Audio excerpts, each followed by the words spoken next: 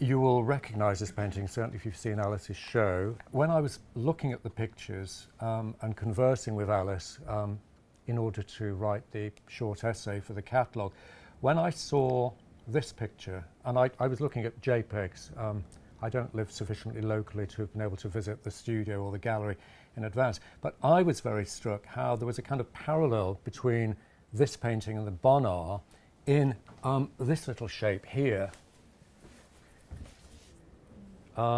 which struck me as kind of parallel to the blue chip in the Bonnard, in that also seemed to me fundamental. It's pinning down space, and again, making that sense of space believable, because this is essentially a series of spaces that are linked together, isn't it? Yes, that's right. We have the foreground, still life, this interior space, then we're moving out onto a kind of patio area with table, chairs, etc., absolutely bathed in light, but through this kind of proscenium of the doorway, this kind of glowing proscenium, it's like a proscenium arch. Yes. And then out into the shrubbery, and then that's the sea beyond. That's the sea, exactly. So there's a lot of space, very, very far-reaching, deep space. And it's quite complex to try and do that in a picture, to try and link those spaces. Yeah. And I mean, it was interesting because I was teaching a course Inside Outside, and then a man said to me, "Oh, you mean foreground, middle ground and distance?" And I suddenly thought, oh, yes, you're right. I hadn't thought of it like that. And so I thought with this picture, that was the challenge I wanted to set out to do. And that's when I realised even more, and I'd already done my copy of my Bonnard, but I hadn't put two and two together. And so about a year after I'd finished it or done it, I suddenly thought, why don't I try putting a little blue chip in the table? Right. And see what happens to the space. And because it wasn't working as I wanted to, because it was a bit boring, because you just went out and in. And so by putting that out there, it suddenly changed the dynamic. Basically what I need to say is wherever there's most contrast, it jumps forward. It looks like it's coming towards you. So as soon as you put something with high contrast outside, as long as it's not too big, it will push everything else. It will give the appearance of everything else being closer to you.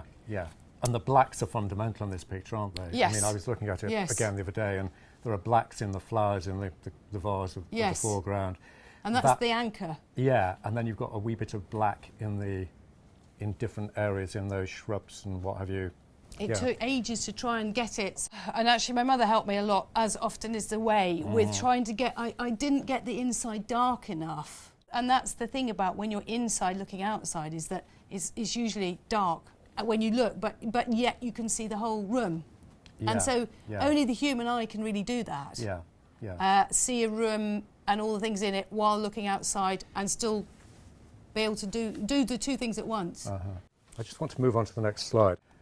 Yeah, on the left here is one of Alice's paintings. On the right is a Monet, which I was reminded of, again, when I was looking at the images and making notes for the catalogue. I suddenly thought of the Monet, because, of course, this wonderful kind of umbrella shape.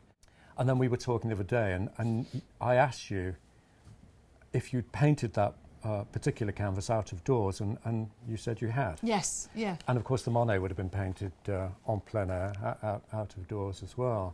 And I think what so intrigued me about that picture was this idea of, the summer, and I think we've probably all spent time by the sea in intense heat, and the way in which one's vision is affected.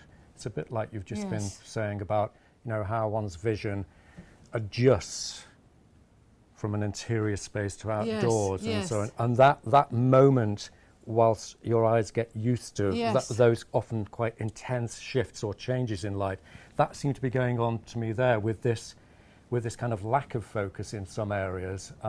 Certainly under the table, these kind of intense shadows where you can't quite see what's going on there. And then I was assuming some of this was gorse. It is shrubs. More or less. Again, this kind of shimmering effect of light. You almost get it bleached out, don't you? Don't you? Yeah. Yes. And I guess there's a wee bit of that going on in the Monet with these very intense whites on the female figure on the left. I mean, what I love about the Monet is that you get that sense of passing sun, and that there's going to be a cloud come over the sun at any moment, because you get the feeling that in the distance there isn't as much sunlight, and that it's just caught her umbrella, only her, somehow, only her dress and the top of her umbrella, but it's intense light that you get by the sea. I mean, that's the other thing, is you get a seaside light which isn't really necessarily the same as inland. It's a much more intense light, I think. And often, as it is here in St. Ives, it changes incredibly Really rapidly. quick. Winifred Nicholson has been a huge influence, I think, on your work. I went to see the show at Falmouth Art Gallery yesterday. It's called Liberation of Colour. And I was reminded of in her application and the way she uses colour, very much of your work. And I thought maybe you could just say something about why Winifred Nicholson proved so important to you. Well, I think two things, really.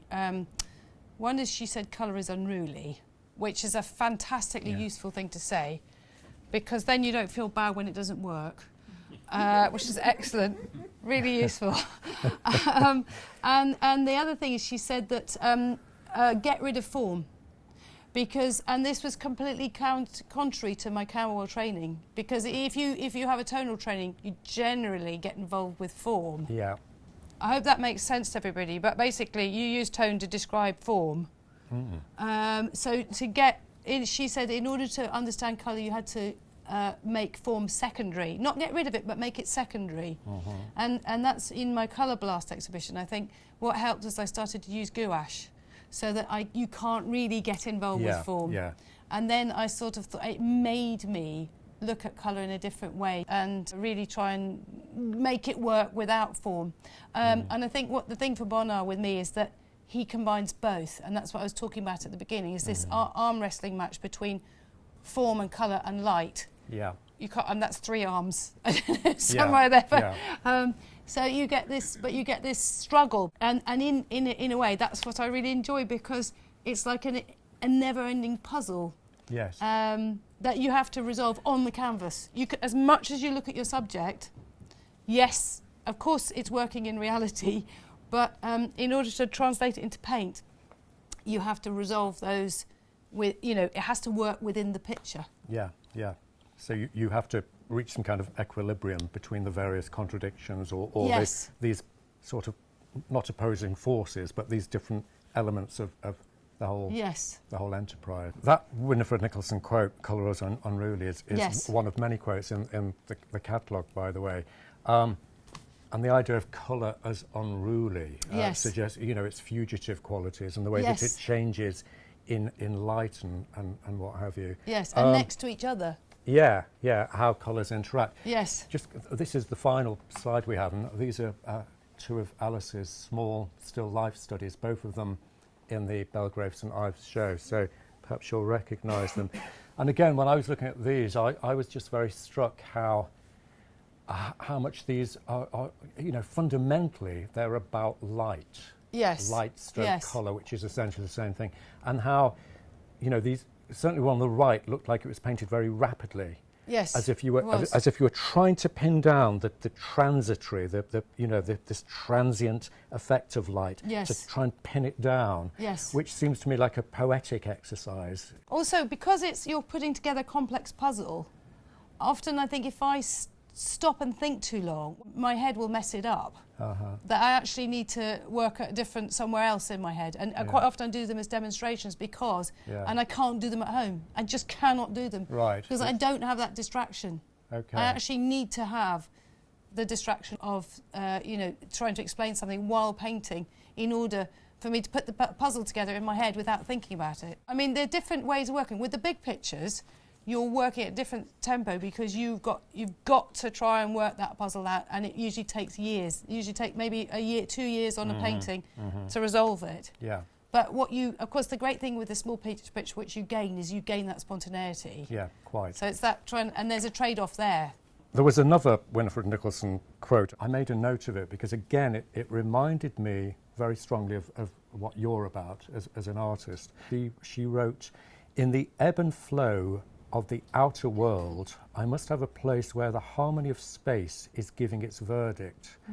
I like the harmony to be expressed in colour, for colour is one of the surest ways of expressing joy, the joy that resides in a happy home. And I thought wow. that seemed kind if of I could important. have that put on my grave, I would have that. It's a bit Yeah. long, but Yeah, I think might be a that's bit the long. most amazing quote. Yeah, yeah. That's absolutely fabulous. Yeah. I mean, that to me sums up really what I'm trying to do.